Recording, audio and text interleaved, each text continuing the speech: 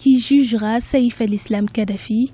Le bras de fer continue entre la Libye et la Cour pénale internationale. Ce mercredi 10 décembre 2014, la juridiction internationale a saisi le Conseil de sécurité de l'ONU pour demander le transfèrement du fils Kadhafi, une requête qui s'appuie sur le principe de subsidiarité qui s'applique lorsque la CPI estime que l'État responsable des poursuites et du jugement des crimes n'est pas compétent ou présente des défaillances. La CPI dit qu'il y a 3 points qui ne sont pas réunis pour que le fils Kadhafi, Saïf al-Islam, soit jugé par le système judiciaire libyen, à savoir, premièrement, la loi libyenne prévoit encore la peine de mort et la CPI ne prévoit pas de condamnation capitale. Deuxièmement, la CPI constate que le fils Kadhafi ne peut pas disposer, ne peut pas bénéficier d'une défense indépendante. Troisièmement, elle n'a pas reçu les assurances nécessaires de la part des autorités libyennes que le tribunal qui va juger éventuellement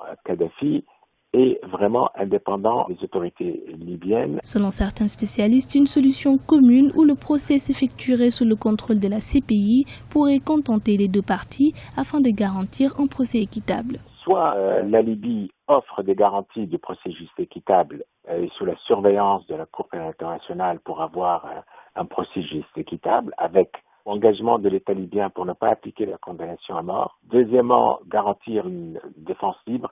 Et troisièmement, garantir un tribunal et une juridiction indépendante. Si ça n'est pas possible, et ce qui semble être le cas pour le moment, à ce moment-là, la CPI n'a qu'une seule possibilité, c'est de demander l'extradition de Saïf al-Islam Kadhafi. Saïf al-Islam Kadhafi, 42 ans, fait l'objet d'un mandat d'arrêt de la CPI pour des crimes contre l'humanité présumés commis en février 2011.